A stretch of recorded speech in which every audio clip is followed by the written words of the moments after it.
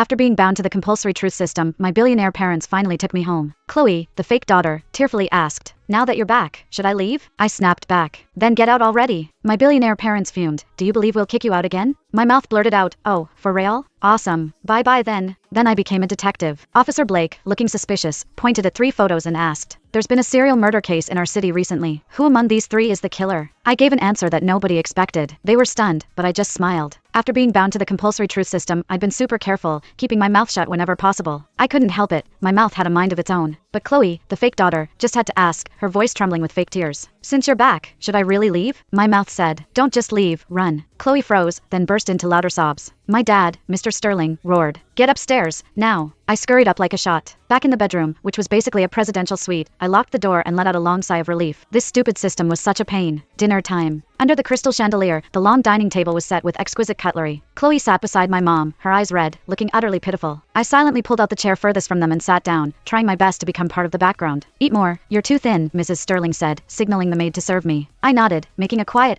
sound. Chloe speared a piece of fish with her fork, her voice soft and sweet. "Try this fish, is it good?" "No!" My internal alarm bells blared as I stared at that piece of fish. Seriously, mouth, you can say declarative sentences, exclamatory sentences, parallel sentences, but why do you have to choose a question? I wanted to say thank you, but my mouth, against my will, spilled out. "Oh, that fish was thawed yesterday at 3 p.m. and then left at room temperature in the kitchen for over 4 hours before steaming. It's not very fresh anymore. You eat it yourself." The air instantly froze. Chloe's fork stopped midair, her face cycling through shades of red and white. Mrs. Sterling clattered her fork down, her perfectly manicured face set in a frosty glare. **Y/N*****